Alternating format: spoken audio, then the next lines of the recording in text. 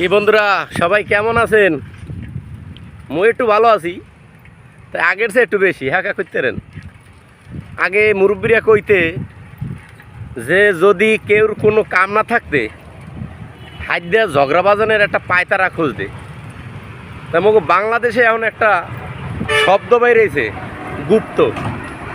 তো এই গুপ্তটা নিয়া কিছু মানুষ এত পারাপারি হরতে আছে যা ধারণার বাইরে, বুঝলেন? অথচ যে গুপ্ত কইছে হে কিন্তু কেউ নাম লয় নাই।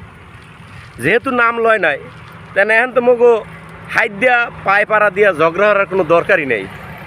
যেহেতু এখন বিশ্বের অবস্থা ভালো না, সব বিশ্বেই তেলের সংকট, বিশেষ করে বাংলাদেশ আরও বেশি।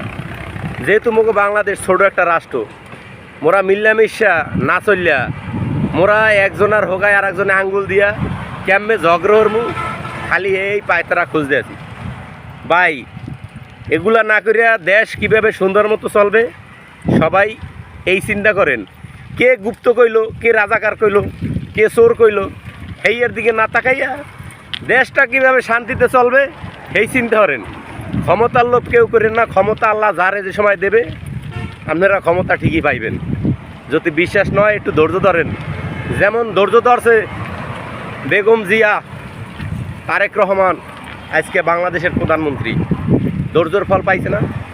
আরে ভাই আপনারাও ধৈর্য ধরেন, আপনারাও ধৈর্যের ফল পাইবেন।